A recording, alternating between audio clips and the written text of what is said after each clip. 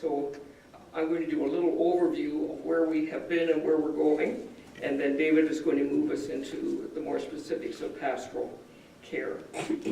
We decided, the group decided this time to talking about minding the mystery in terms of how the mind is undermined, not just in terms of dementia, but in terms of all of the issues in our lives that can leave us struggling. So our self, and we often associate our mind with the self, is undermined anytime one of its components is steadily compromised. It could be physical body failure, as with a chronic illness or an acute and sudden devastating illness. It could be interference with the organs of special sight, sudden loss of hearing or sound or touch or hearing or taste. It could be interference with intellectual functioning, which leaves us compromised in terms of being able to make sense of our environment in ways that we previously perhaps could. Self can be undermined from outside, and that is when the social system around us collapses. So at times of interpersonal or collective disaster or financial downturn, everything that seems steady no longer is. It can happen at times of cultural chaos when there's great upheaval, overturns in terms of government or social systems that leave everything that was known suddenly unknown. Or it can happen at times of spiritual uncertainty. And this has happened certainly within church circles at times when previous theological systems suddenly get questioned and everything that was known is now unknown, and people are left spinning. Or it can happen in terms of national or global crises. And you could probably name about 20 more crises that might fit that model. Sorry, I turned it off for myself. Here we go. Okay. We took dementias at our test case, as you remember, in the very first session with Helen Javnikar, and noted that there were many, many, many causes of dementia. Only some of them are on this slide, or would have to give you a microscope to read it. But we know that currently, almost 90% of dementias are seen to be in the Alzheimer's group. Some are secondary to brain injury. Some come from a variety of other causes. Some are vascular, as after stroke. Some are secondary to things like Parkinson's disease or Huntington's chorea or HIV dementia or any number of other intercurrent variables that interfere with brain function.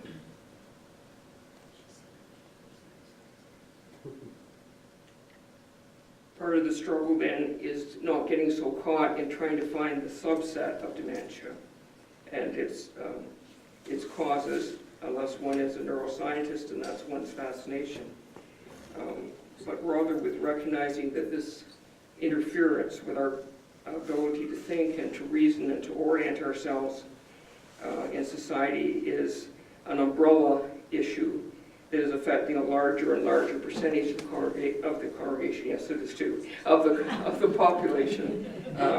As we age, more and more of us are going to face this kind of syndrome in our lifetime. The symptoms of dementia are multiple, and I don't expect you to read all of these, but if you think of anything that could go wrong in terms of either psychological functioning, emotional functioning, motor functioning, sensory functioning, social functioning, they will go wrong. And so what previously was an ordered universe becomes a very disordered universe, both for the individual whose brain is being interfered with and for the family who are trying desperately to still make some sense out of what's happening with their beloved. Part of the problem is that only recently have neuroscientists been able to sort out which area of the brain does what, and therefore come to the point of being able to explain why certain symptoms are more pronounced in some people than in others. So without going into this too far, the frontal lobe, this part right up at the front here, tends to be the area in which judgment is affected, and if there are interferences in that area, either by stroke or by something called frontal temporal syndrome, then the nicest people in the world suddenly begin to do the oddest things because their ability to decide, should I or should I not do this, should I or should I not say this, is interfered with. We know that just behind that, the area of the brain that is in pink is the somatosensory area, and that's the area where feelings are registered. So sometimes strange loss of sensation happens. If there is a bleed, or there is a stroke, or there is a brain injury, or there's a particular virus that hits that area, and feelings can become quite disoriented. We know at the back of the brain, the green part is the area in which sight happens, and for some persons, first sign of dementia is loss of vision. So for my mom in particular, who went on to develop a very significant vascular dementia, her first sign was total loss of vision, and that wasn't recognized that that was the beginning of a bleed that was going to go through the rest of her being. The blue area is the temporal lobe, this area right over the ear, and that's where memory is located, so interference in that area of the brain is quite significant in terms of the damage that it can cause.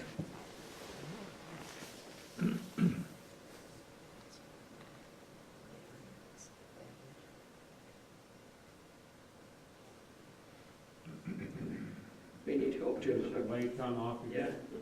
Sorry.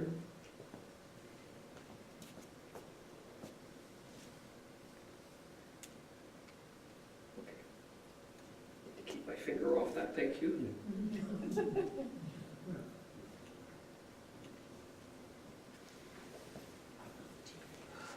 so to repeat what I've been talking about, the risk factors for dementia are high. Some of them are potentially avoidable or reducible.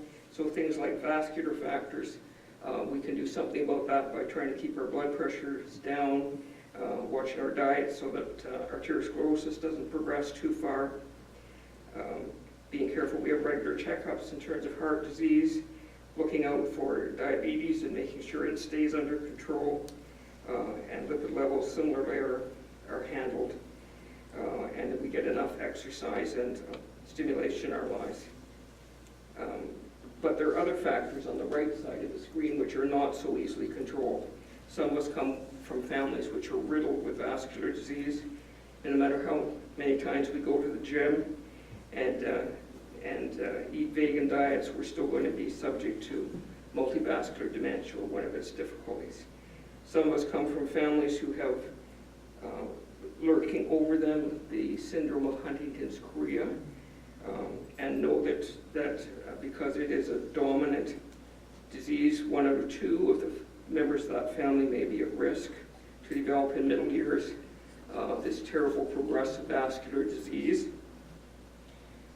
which can't be reversed and in many cases can't be predicted. So it's one of these, some things we can help with, others are going to happen, and we need to be there in a supportive role instead.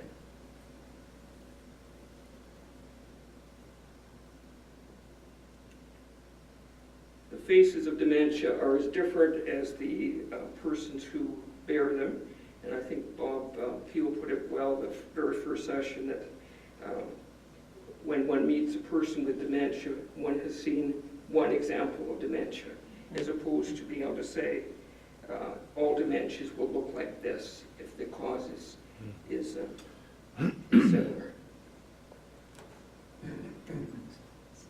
High on the part of both the family members and friends on the one hand, and the individual directly affected, is something that's usually called the fear factor. The old expression, I'm afraid of losing my mind, is one of the central fears of humankind. We can get away with most other losses in our lives, but the notion that we may not be able to make sense of our universe or sense to one another is often psychologically crippling. Symptoms of dementia are many and varied, and Helen Jevnikar did a great job of looking at all of these. so I'm not going to drag you through all of them, but if you think back to the slide that showed all the different areas of the brain, you'll remember that we can have symptoms that vary all the way from loss of the special senses, hearing, sight, taste, sound, to loss of ability to calculate, to loss of memory, to loss of impulse control. It's not as simple as saying if you got a little red rash here, you've got this, and 3 doses of an antihistamine will fix it. It's much more layered phenomenon than that. One of my first days in medicine, which Jim may recall because we were lab partners, was to see an example like this. On the left side of the screen is a healthy brain at autopsy. On the right-hand side of the screen is brain from somebody with Alzheimer's disease. You can see the extent of loss which has happened to that individual. Not suddenly, but over time, pieces and pieces and pieces of the functioning disappear.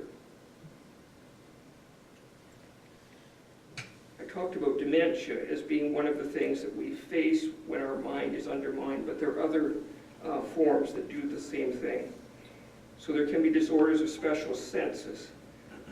Any of you who function well in terms of hearing and then suddenly, like me, begin to develop a little bit of deafness, worry that it will be more than a little bit and that we'll be constantly saying, "A what?" As opposed to being able to hear clearly and listen attentively to others. Loss of sight for any reason can plunge one into darkness that's more than just visual, in that we rely so heavily on our visual cues to get through life. Loss of touch for anybody who's read stories about leprosy or dealt with people who develop some of these unusual neurological symptoms where peripheral touch is lost, create terrific problems in terms of safety, because you can imagine if you're used to being able to tell whether the stove is hot or not, and now can no longer test it, you're at great risk of testing it when it's on full blast. All the various chronic pain syndromes that are now very, very prominent in neurological circles can interfere significantly with a person's ability to stay present in their environment if they're constantly fighting past debilitating discomfort. Loss of taste. I can imagine this congregation that would be a fate worse than death. How vital snacks seem to be. But think about what it would be if everything tasted like sawdust and there was nothing that was tasty at all. And similarly, loss of smell. We rely on that not only for good taste, but for sensing danger. If the nerve which, the olfactory nerve which controls smell is interfered with, one can be in a room where gas is escaping and not have a clue that that is happening and be at significant risk.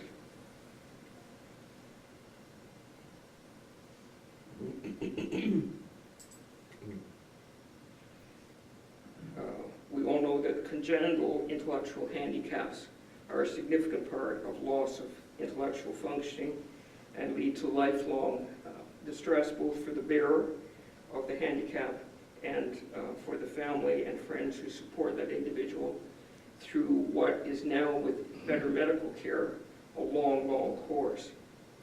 So some of you talked last time in our small groups about Asperger's syndrome, the sort of autistic spectrum disorder, Down syndrome, hydrocephalus, many of the rare but no less debilitating genetic disorders which leave people handicapped in one fashion or another from birth, and then brain injury, whether it happens at birth or afterwards.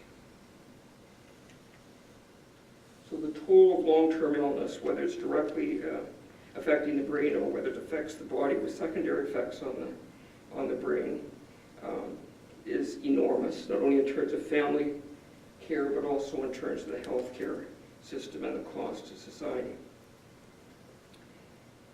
I said at the very beginning that that social system collapse was another element that sometimes leads to significant loss of functioning. And one only has to talk to people who worked in refugee camps or who spend some time in Africa in the midst of the AIDS outbreak, or who are currently trying to help people who've been taken away from their environments, to know that when the system around us that's supposed to support us begins to collapse, it's pretty hard to hold on to any internal core. And so people can begin to behave as if they were, quotes, losing it, whereas in fact it's the system that is losing them. So some examples of this would be genocide, racism, sexism, totalitarian regimes, excessive poverty, family breakdown, drug or alcohol dependency, early death of parents or other caregivers.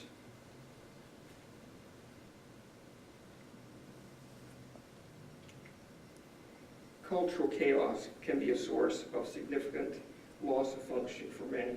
And we're seeing that with people who are forced to leave their native lands, fleeing for their lives perhaps, but often drowning in the sea, metaphorically or otherwise, as they try to get to safety. This occurs often enough around the world that one is almost afraid to watch the evening news to see how many more thousand persons on any given day have been set adrift.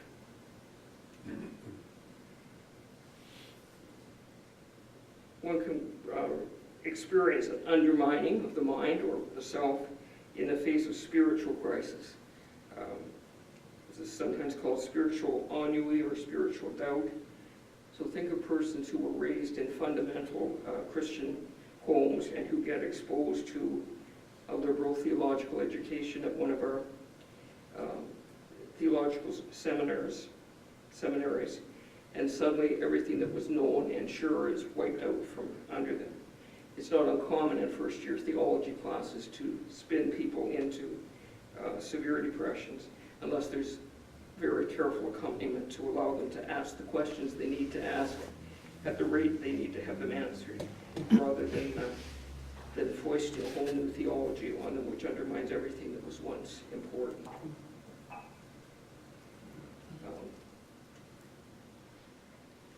Mike Bancroft can talk about this, so I won't steal his thunder, but global crises such as global warming are alarming more and more persons now. Is something we can't tuck away and pretend is happening on another land to another people, but the effects are obvious. And so one begins to wonder about the world for not just oneself, but for one's children and grandchildren. So we need to think, moving forward, about what we do in terms of caregiving, both for the person who's directly affected and for his or her supporters, so both for the caree and the caregiver. Recognizing that in this day and age, the financial burden of caring for someone who can no longer fully care for themselves is increasing exponentially. And the number of long-term care beds available in any reasonable amount of time is decreasing. The cost of private care is soaring through the roof, and people are regularly getting wiped out financially in terms of trying somehow to provide for their loved ones. This is a society that lives more and more on cell phones and iPads and any variety of other devices that I don't have a clue how to use, but they seem to be the best friend of the current generation. And so loneliness is becoming an increasing issue for persons who are already struggling with health issues. Caregiver burnout is a real phenomenon. Without naming names, you only need to think of some persons, even within this beloved congregation, who have preceded in death the diagnosed patient and their family because they wore themselves out trying to look after the individual, and perhaps would not have done it differently. But there is that issue of having enough people on side that the number of carees doesn't multiply day by day. So in this cartoon, this fellow is saying, unless you have to rest after having a shower, you have no idea what fatigue is really like. said already that there are limited respite resources, and any of you who struggled with this know this to be true, that you might get the name of your beloved person on a waiting list, and then you wait. It's called a waiting list for a good reason, isn't it? So if we're going to care for one another going through these times of loss, we will need to bear in mind that it's care of the whole person, not just this compartment, but the body, the mind, the soul, and the spirit in equal proportions. This is an old picture representing a time when people were often cared for in their home, when physicians made home visits. You can see in the background an absolutely exhausted mother with her head on the table, an almost exhausted relative standing, and the physician presumably by the bedside looking more and more dour as this young person begins to sink. This is a not uncommon picture if one visits persons in the homes who are trying for a very long period of time to look after their beloved person before hospitalization or hospice is offered.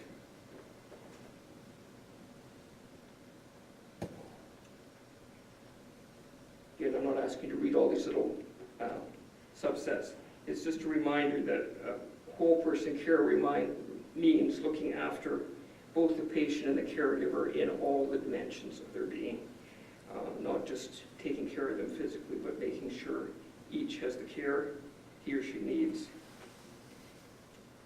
So it might mean doing something like care of the body with delicious and nutritious food, because anybody who's sick needs to have something that makes their taste buds come alive a bit. Otherwise, it's just too much effort to attempt to eat.